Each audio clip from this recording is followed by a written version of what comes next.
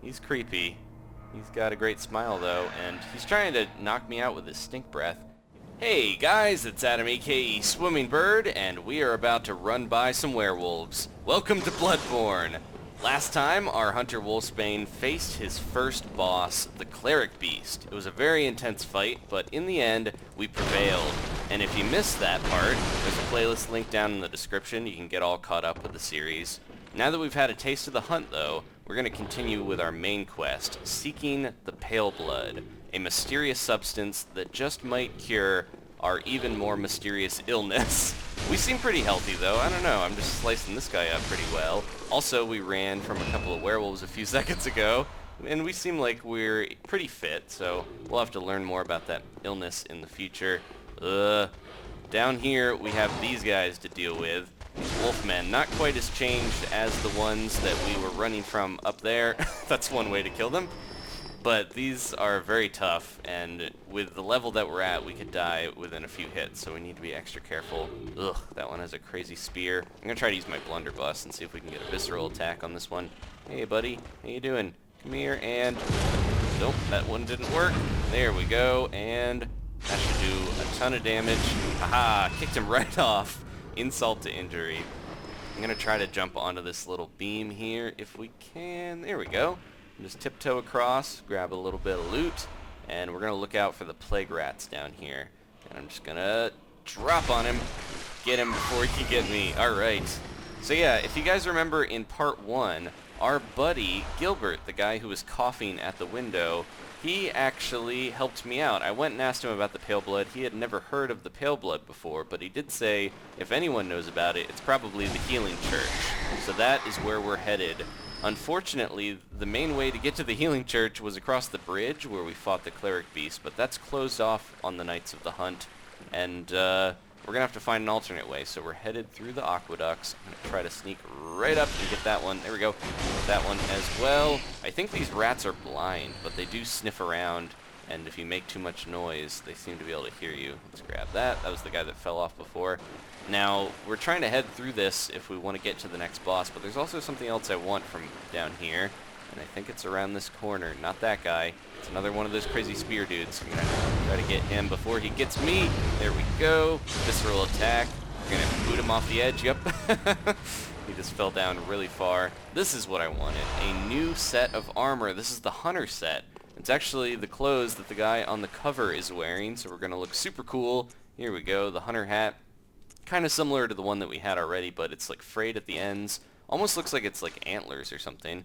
And the Hunter Garb, we now have a sweet cape. I missed my cape from the beginning, so now we have a cape again to keep the blood off of us. Look how cool we look. If we stand like so, we'd look just like the box cover.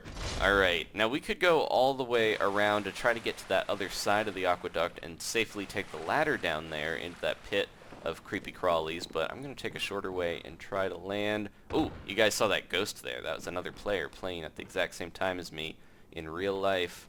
Alright, and one more little fall. We're okay. Now, unfortunately, okay is kind of subjective because these corpses that they have in this pit are not really dead, and we need to be extra careful. They look like they were dead, and they might have seemed that way when they were dropped down here, but they do not want to stay dead for long. I'm going to try to take them on individually if I can. Oh, he woke up a bunch of them. Okay, I'm just going to back up a little bit. Try to use... Ooh, he spit stuff. He spit stuff. And that one had a creepy claw attack. They're all waking up. Okay, let's just try our best to take these guys out individually. Here we go. I got this one. There we are. See, you can target stuff even when it is plain dead, so I'm going to try to just target these guys and take them out before they can come at me. There's a couple of them here. I'm going to wake them up if I accidentally attack. There we go. I didn't want to attack too far. We're okay. We're okay. What if I just did a blunderbuss into there? There we go. Hit a bunch of them. Oh, that was your reward for diving down into those corpses there. Was just some ammo. And the Bold Hunter's Marks. Those are good. If you ever want to go back to a lamp and you don't want to lose all of your echoes, you can use those Hunter Marks to keep going there. And you'll get back without needing to worry about losing everything. Otherwise, there's a way to head back. If you're just really in danger and you don't care, you want to get rid of all of your echoes and you just want to be safe, you can do that as well. Now this is the way that I could have gone on this side, and there's a bunch of crows hanging off the edge. There's another thing I could drop down to get. I'm going to climb up this very tall ladder here because I want to open a shortcut. Just in case we die, having a shortcut is very handy. You can see there's a bunch of crows hanging out down there. Some of them are on the edge just waiting for me to walk by like a fool and drop down on me. Alright, I think there's more crows over here. These crows are everywhere, and they're huge and gross, and they sound like giant ravenous dogs. I want to get what they got over there. So I'm going to try to lure them. Here they come. That sound, that horrible sound. Okay, just one more. One more. There we go. And they're dead. Alright, phew. What did they protect here? Madman's knowledge. That actually raises insight. So that little stat over there, you see the upper right, my blood echoes are on the top. That's what we use to level and buy stuff. But insight is below that. I'm going to sneak up to this guy. Insight is kind of like a special level that you can buy stuff with, but it also changes the difficulty of the world and what things you see in the world. So there's some stuff you're not going to see unless you get a high amount of insight. It's kind of a little, I don't want to spoil too much about it, and I'm still going through the game myself, so that's as much as I'll say for now. But we can use it to buy cool items, so I'm going to try to do that. Here we go. This is the shortcut I wanted to open up.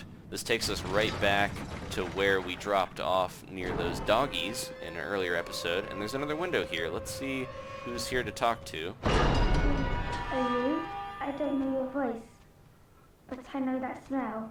Are you a hunter? It's where you look for my mum. Daddy never came back from the hunt, and she went to find him. But now she's gone too. I'm all alone and scared. Alright, let's try to find this little girl's mom. Really? Oh, thank you. My mum wears a red jeweled brooch. It's so big and beautiful. You won't miss it. Oh, I mustn't forget. If you find my mum, give her this music box.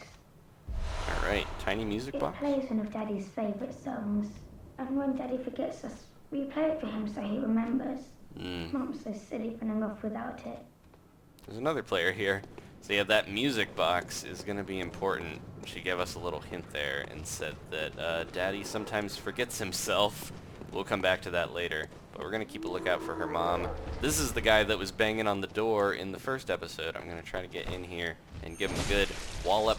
But he can do a lot of damage, so we got to be extra careful. I'll see if I can use my Blunderbuss on him to do some stunning. There we go. Visceral attack. You're out of here, troll.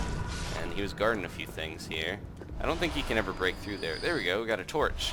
That's going to help with lighting up dark areas. And a Molotov cocktail. Also good for lighting up dark areas, but in a different way. We got 4 of them. I'm going to put my torch on here. So we can switch this out, and that'll light stuff up a little bit. And we can also use it to kind of like burn things slightly.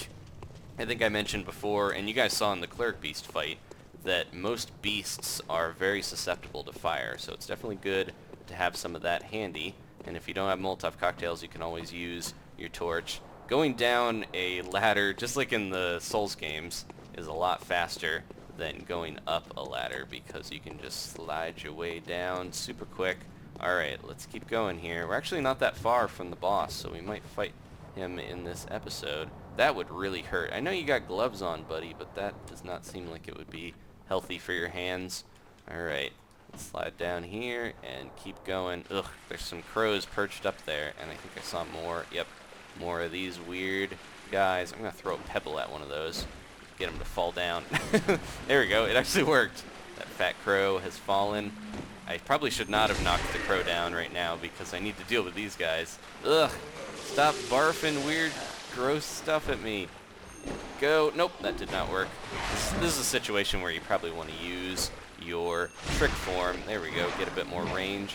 Oh, I did not want to do that. There we go. I kind of wanted to go in, and that's what happens when you use your trick form of this the saw cleaver. You actually attack a lot slower, even though you get range. So it's a trade-off. Jeez, gotta keep hitting him. Get my regain back. There we go. Now we're not doing so bad. I'm gonna hit this guy off as well if I can. Wake up, little crow. Get that guy out of here. Get him, get him, get him. And this one out of the way. Ugh, so gross. They're a little creepy. I don't think there's anything over here that we have to worry about. Just kind of a corner to get backed into if you're not careful. Alright. Ugh, we got more of these guys, and we're gonna see another really big and really creepy enemy here in a second. You guys might be able to glimpse him at the end of that little area down there, down that tunnel. He's so creepy. And let's get these guys out of here as quick as we can. I think there's one down here as well. I'm gonna try to go for this guy while the other ones are making their way towards me. Sometimes I don't know how far I'm gonna hit, so I miss, but we got him that time. Alright, there we are. He's also guarding a bloodstone shard. Those shards are gonna be used to fortify our weapon, which I think we could already do, but I didn't do that before this episode started. But we'll do that soon. Come here, guys. Get out. There we are. That one's dead. Just gotta finish this one off. Sometimes I can't tell if they're dead, especially with these guys, because he was still flopping around. Alright. They are all dead. I think there's a couple crows up there. I do not want them to hit me. I'm going to pebble that one. And then we will deal with his brother. He falls down as well. Come on, big guy. There's somebody climbing up that ladder. I want to get that crow to fall down on me. Don't let the crow fall down on me. Come on, buddy. There he is.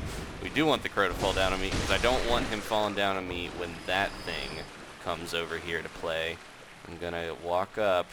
Actually, if we run in here, I think we have a better chance. So let's just try this. We need to just run in. Look at this guy. He is disgusting. And it's a giant pig. Let's just be very careful. Try to hit him. There we go. And now if we go behind him, this is gross, guys. But that's how you kill him very easily. All right. That guy can do... Oh, he's still alive. He's still alive. Oh, now he's dead. Okay, phew. Jeez. That giant pig is... very, very scary. The first time I fought him, I actually lured him over to the stairs and beat up on him. But he's guarding a hunter's body that has the Saw Hunter badge. So now we can actually buy all of the basic trick weapons. So if we want to get those, we can easily do that now. And I can get the threaded cane and the hunter axe and show you guys how those work. I started off with the threaded cane when I first played with my my first file. And I'm not too far into the game with that one. But yeah, the threaded cane doesn't do as much damage unless you have a high skill stat. So it's a little tough to use, but it's cool. It turns into a whip, so it's kind of very Castlevania-esque. Now, over here, we've got this handy-dandy elevator. And look how, I'm like covered in slime. I'm going to take off my hat real quick so you guys can see my face. Look, I have a little, like, bandit mask of slime there from those guys in the sewer. Alright. It's cool how it sprays on you and then different spots, like my eyes were exposed, so it got me there. Ooh, there's a couple trolls here. I could go level up, which we probably want to do. I just gotta fight my way through these trolls. Look out. Try to get him. Jeez, there we go. That was close. He was doing a crazy jump attack on me, but we got him with a visceral attack in time. Alright, buddy. Don't get in here. There we are. Yeah, you can see just how useful the gun is. Until I got used to how to do the visceral attacks, I was having real trouble against some of these enemies, but once you get that down, it's a lot easier. Alright, so this links right back to where that lamp was, and where Gilbert is hanging out. So I'm going to head over here, and then I will level up, and we'll be back on our way to the boss. Okay, just a few quick new things in the Hunter stream before we head back out there. The Bath Messengers, there's more of them now. They're super creepy, but they do like to sell you stuff, so they are helpful. We can now buy the 3 original trick weapons, as well as the Kirkhammer and the Saw Spear. And I'm going to try to buy these occasionally to show you how they work. Let's start with the threaded cane, though, because I keep talking about it, and it's awesome. And up here in the lodge, we can actually access the workshop now. We could do this before I headed to the new area, but I forgot to do it. You can fortify weapons here using those bloodstones just to basically make them a bit stronger. So we're going to do that with my saw cleaver. And then you can also repair. If your durability goes down, you'll do less damage to the point where it's almost like you're just punching if you let it pretty much break your weapon. So you got to be careful about that. And let's see if we have enough blood echoes to level. Welcome home, good hunter. Hello, how are you doing? What is it you desire? Just a level or 2, please. Thank you very much. Well. Let me stand close. No. I don't like that. Alright. Ooh, we're gonna have 5 blood echoes left. Okay. I'm going to use it on endurance because I like having a lot more stamina. There we go. Only 5 left. That was perfect. Alright. Farewell, good. See ya. We're going to head back out into the hunt. Alright, thanks to this elevator shortcut, we can pick up right where we left off. And just over the bridge down here is the second boss of the game. The Cleric Beast was hard enough for me the first time through, but this guy was brutal. Took me maybe 15-20 tries to finally beat him. But we're going to do our best. I know how to do visceral attacks a lot better than I did back then. So first, though, we have to get by these guys. Jeez. There's a bunch of villagers, and they all have it out for me, but luckily, somebody left a trap for me that works just as well on them. There we go. Thanks, buddy. It was a troll up on the hill. He had a giant boulder, and he lit it on fire somehow, maybe with the help of that buddy with the torch right there. But that worked out in my favor. We need to look out for that charging attack. Jeez, this guy can be pretty bad. Come here, buddy. There we go, visceral attack. Get rid of him, easy peasy. And we just gotta take that shield guy down. We are so close to this boss. I'm a little nervous because I had so much trouble with him before, but I think we'll be okay. Now that ladder right there actually leads down to where the pig was in that tunnel. So if you want to sneak up on the pig, that's the best way to go. And speaking of sneaking, I'm gonna try to sneak up on these guys because they are two very angry wolfmen that are really hypnotized by those statues for some reason. I don't know why. Oh no, I missed my backstab. Oh jeez, you gotta hit him right on the rump if you want to get a backstab going. Come on, visceral attack, or just attack him. Jeez. Oh no, that guy's got some crazy range on him. Oh jeez. I gotta be extra careful here. There we go. That's what I wanted. Visceral attack. Oh man, I used up a lot of my bullets. But luckily, you can actually make some blood bullets. I did this before. It takes a little bit of your health, but now I've got some extra ones. Thank you very much. And I think this guy might have a blood vial as well. There we go. We are proper stocked, and I got some extra bullets there. Now just up the stairs, we're going to have a cutscene, and be introduced to Father Gascoigne, the boss of this area of the game. He's hanging out in a graveyard on the night of the hunt. He is a hunter. He's a hunter for the church, but he's kind of lost it. He's a little cuckoo for Coldblood, and he's chopping at somebody there. He's actually related to a character that we met earlier, and an item that I have is going to help me in this fight. This is something that I didn't pick up on at first, but it's definitely very helpful. There he is. He's pretty cool. I like his design, even if he's a little crazy. What's up, buddy? Beasts all over the shop. You'll be one of them, sooner or later. Maybe. Ugh. He's creepy. He's got a great smile, though, and he's trying to knock me out with his stink breath. He also has stuff over his eyes, kind of like the guy that we met at the beginning. Alright, here we go. So he's a hunter, and he's going to try his best to use his little hunter axe that he's got. That's his trick weapon. He's going to use that and his blunderbuss against me. So I got to be extra careful. He just shot me there.